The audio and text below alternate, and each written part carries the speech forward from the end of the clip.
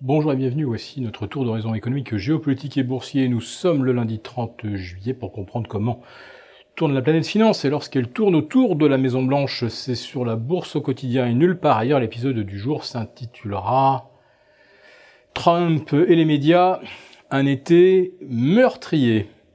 Et ne croyez pas que je joue sur les mots, car monsieur Trump accuse carrément la presse de coûter des vies, par le biais de révélations sur ce qui se dit en coulisses à la Maison-Blanche et qui n'aurait jamais dû en sortir.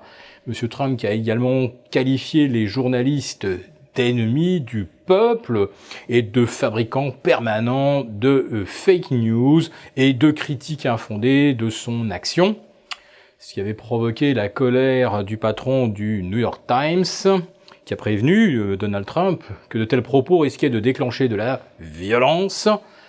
Et Monsieur Trump en a remis donc une couche ce week-end, en accusant donc vraiment la presse de tous les maux, et y compris, je le répète, de coûter des vies. Ça risque de se payer lors des quelques semaines précédant les élections de mi-mandat du mois de novembre. Pour l'instant, monsieur Trump surfe sur une croissance à plus de 4%, on l'a découvert donc vendredi. Il revendique d'ailleurs ce succès, il a restauré la confiance, les ménages dépensent comme jamais. S'il regardait les choses en détail, il verrait surtout que ce sont les ménages qui s'endettent comme jamais. Alors, qu'il y a un facteur confiance, c'est indéniable. Qu'il y a un facteur coût des études, et notamment inscription universitaire, ça c'est incontestable, on vient de franchir la barre des 1450 milliards d'encours de dette étudiante.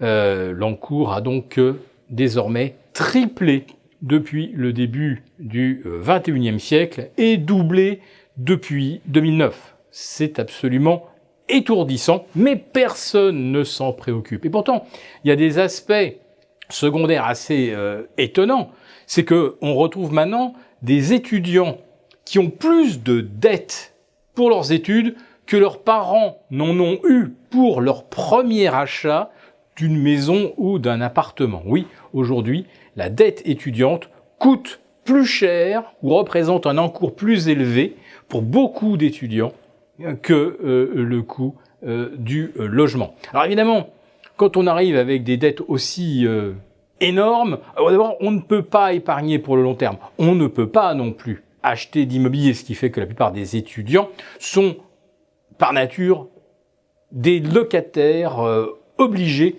pendant une ou plusieurs décennies.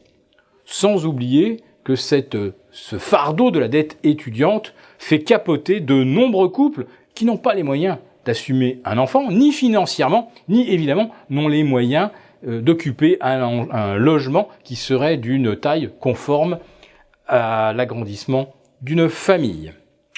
Mais tous ces aspects-là, évidemment, monsieur Trump ne les évoque jamais, ni le creusement des inégalités, ni le creusement des déficits. Et Wall Street non plus s'en fiche complètement. Jusqu'au jour où ça va devenir un vrai problème. Le vrai problème de la dette américaine.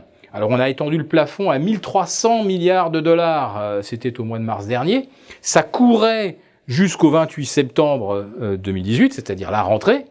Et M. Trump menace de ne pas étendre ce plafond, de ne pas valider le futur budget, si on ne lui accorde pas son fameux mur transfrontalier avec le Mexique. Et là encore, on s'en va vers un affrontement avec la presse qui risque à terme de lui coûter cher lors des prochaines élections.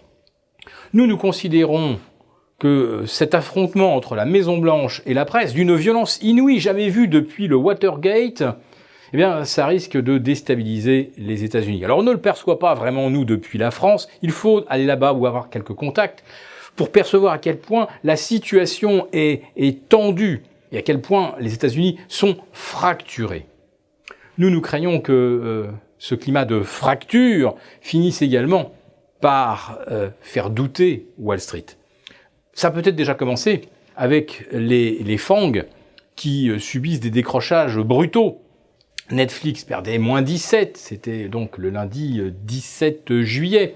Et puis, il y a eu ensuite Facebook mercredi soir, perdant 20%, 25% après la clôture. Puis, il y a eu Twitter vendredi. De proche en proche, on peut se demander quand même si les FANG n'ont pas atteint, on va dire, la limite extrême du gonflement de leur enveloppe gazeuse, un petit peu comme une étoile en fin de vie dont l'enveloppe gonfle démesurément pour essayer d'aller chercher davantage d'hydrogène.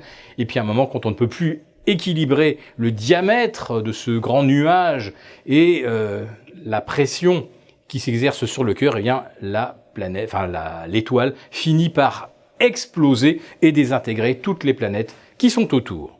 Voilà. C'est peut-être un petit peu apocalyptique comme vision, mais franchement, les signaux d'alerte sur les FANG et le point de non-retour qui semble atteint entre Donald Trump et la presse, tout ça nous semble quand même d'assez mauvais augure.